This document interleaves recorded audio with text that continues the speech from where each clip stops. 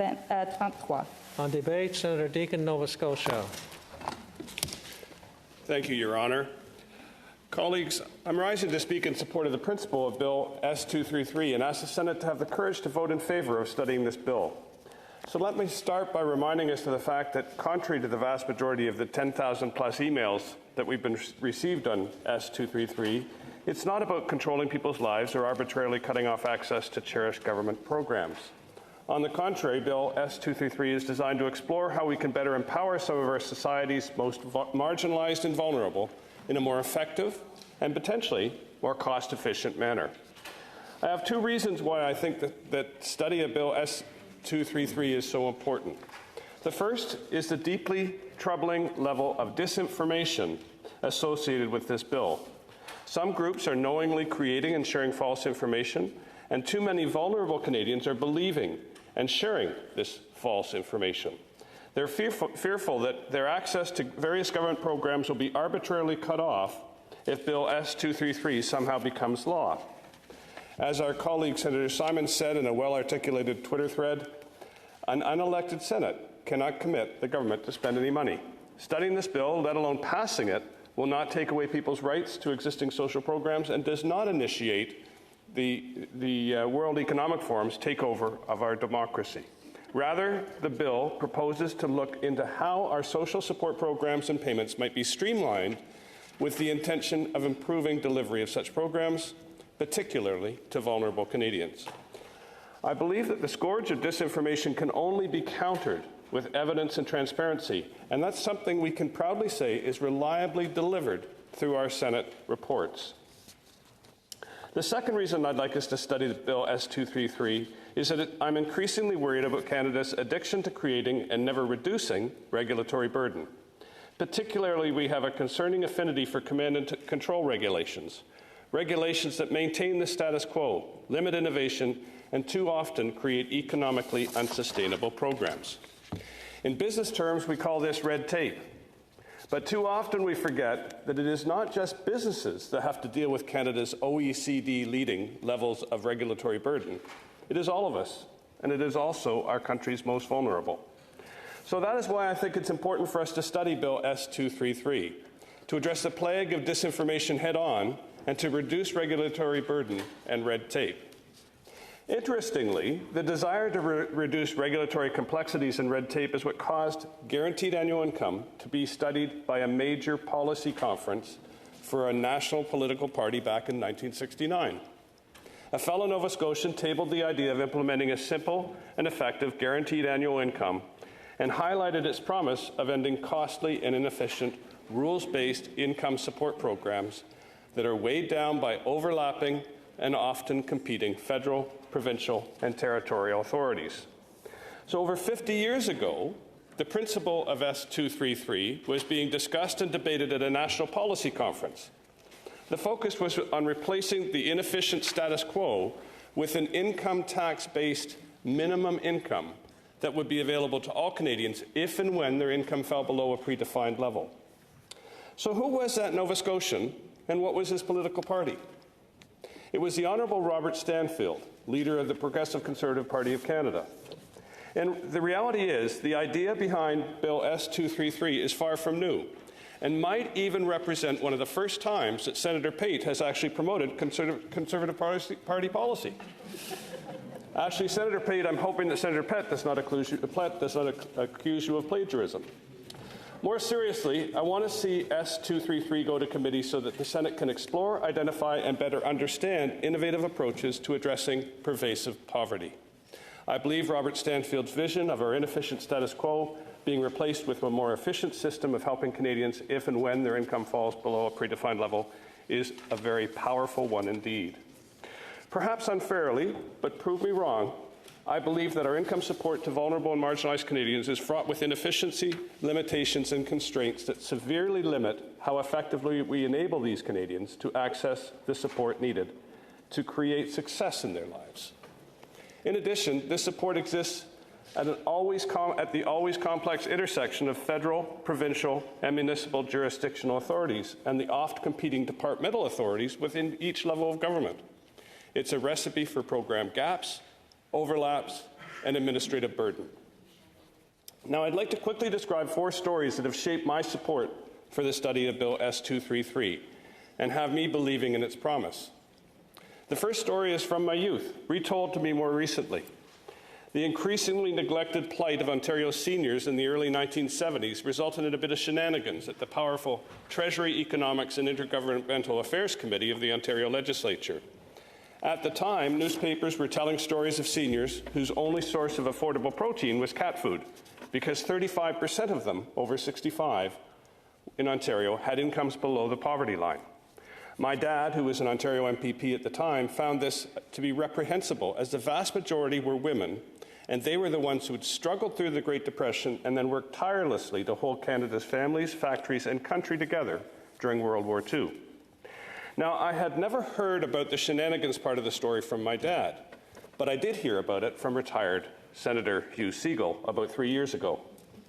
At a TIGA committee meeting during the minority government, the majority of members voted to reduce the salaries of the minister and deputy minister of what would now be Ontario's Ministry of Finance to $1 per year. The purpose was to familiarize those gentlemen with the effects of poverty. Former Senator Segal was working with Premier Bill Davis at the time and suddenly had a very worried group of MPPs arriving at the door of his office.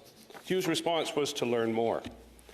The result was that within 6 weeks, the Ontario Legislature unanimously passed a new Guaranteed Income Supplement. What were the results? The supplement helped to reduce the poverty rate for those over 65 to under 5% of the population within 3 years. The second story I want to tell you is also discussed around our kitchen table when I was in my youth. It was Manitoba's Mincome program, which ran in Dauphin, Manitoba from 1974 to 79. The focus was to empower versus control those living in poverty. It became highly politicized and was shut down, with all the data collected being locked away in the Winnipeg Regional Office of Canada's National Archives and Library. What were the results? Well, 25 years later, a health economist by the name of Dr. Evelyn Forget rediscovered the project and was able to analyze the data. Dr. Forget's analysis illuminated some successes of the project. Dauphin's hospitalization rate for accidents, injuries, and mental health-related issues dropped by 8.5% for those who received basic income. School performance for children in the town improved, with a surge in enrollment rates for grade 12 students. But because Dr. Forget's analysis focused mainly on health outcomes of basic income, there was not sufficient data to assess the causal relationship between basic income and other social or economic outcomes. The third story that I want to tell you is also from the prairies. It's a powerful social innovation called Housing First, developed and refined in the courageous and caring prairie town of Medicine Hat. In 2015, Medicine Hat became the first community in Canada to end chronic homelessness, meaning that no more than 3 people were chronically homeless for more than 3 months. Housing First worked because it identified individual and structural risk factors of homelessness, such as chronic health issues, disabilities, addictions, and abuse, and centered programming on reducing these risks, as well as providing opportunities to build social relationships, earn adequate income, and gain access to affordable housing. What were the results? Between 2009 and 2014, the amount of time participants spent in jail reduced by 67%. The number of days spent in hospital reduced by 32%. But some questions remain. For instance, it's unknown what the total net cost savings of the Housing First initiative in Medicine Hat are over the period it has been active, which existing programs were eliminated, and others that may have been made redundant as a result of it. The last and fourth story I want to tell you is about a more recent experiment, the Ontario Basic Income Pilot Project. It was commissioned as part of a larger poverty reduction strategy following recommendations from retired Senator Segal. When asking the government to consider implementing a pilot, Segal reflected on what a pilot should and shouldn't do. I'd like to quote him: "A pilot project must begin with an understanding of the costs of poverty, not only in present welfare and disability payments, but also in terms of added pressures on our healthcare system, on the economy as a whole, through the impacts on economic productivity and existing government revenues." Senator Pate reviewed the interim results of this program when she introduced S-233, so I will not repeat them, despite their merit. Suffice to say, I still find it very sad that former Senator Siegel's lifelong efforts to have a well-controlled study in GBI were cut short in Ontario in such an abrupt manner. In closing, for me, Bill S-233 is about reducing red tape for those who require society's support because they've not been able to get their feet under them, be it through their own choices or circumstances beyond their control. I've said too often, accessing support is highly complex and not unnecessarily restrictive. I hazard a guess that there likely aren't many of us who would have the patience to navigate the current system. Many like to think that's a good thing, I expect, because it's a deterrent. But I don't agree. Why? Because I believe it's possible for us to have a system that empowers versus controls those who need it most. For those who are already struggling to cope, why would we ever think that imposing administrative complexities would help them turn their lives around? I also believe that administrative burden is the enemy of productivity. Moreover, due to my Scottish heritage, choosing to maintain an inefficient and less effective system causes me to have an allergic reaction. Canada's moribund productivity growth continues to worsen because we do not innovate in everything we do.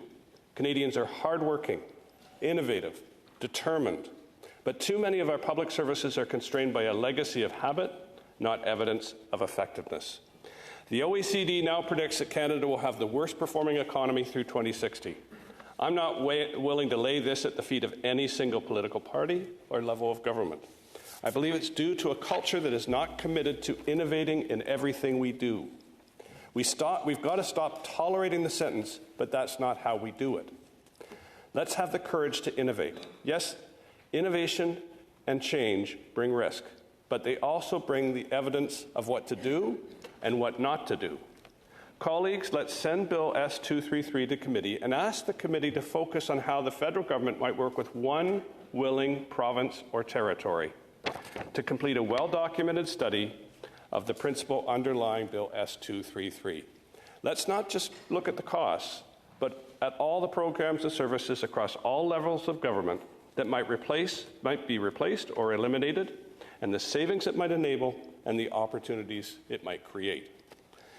If we value the prosperity of our grandchildren, we must embrace change. We must embrace innovation.